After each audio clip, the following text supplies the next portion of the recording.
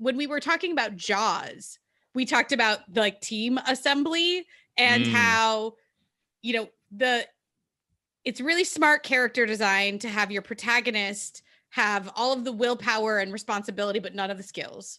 And that's Frodo to a T. He has 0 skills.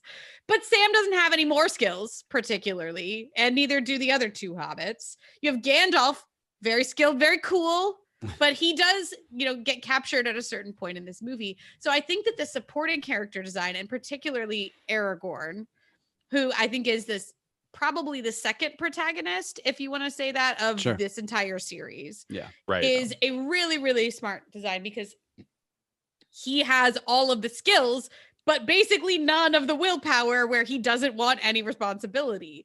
So you have sort of the inverse strengths that we have from Frodo and Sam, who are just like pure force of will. We are tiny hobbits and can't do anything, and we're going to go to Mordor. And then you have Aragorn, who's like, I can go to Mordor. I have no problem with that. I have a huge sword and all of this like skill, and like I'm a ranger and blah, blah, blah. I'm all of this worldly wise ranger dude. And I'm like 80 years old or something. Right. He like has a 87. natural long life. A natural long life, unnaturally gorgeousness, good looks.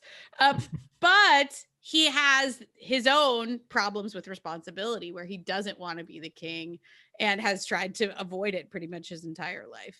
And so it's really cool to see that. You have somebody like Legolas and Gimli who have their own sort of unique version of skills that they bring to this, but they also bring in that note of like a dissent and like conflict that, you know, every great team needs to create that ebb and flow. And then of course Boromir is the perfect mirror image of Aragorn, where he has all of the responsibility and he has the skills, but he's sort of weak-willed about it, where he, you know, wants the ring for himself. He has natural human temptations.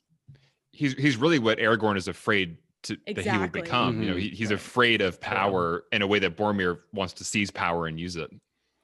And look, if you need someone to have an epic death scene, Sean Bean's your guy. Sean Bean. I think it's his best.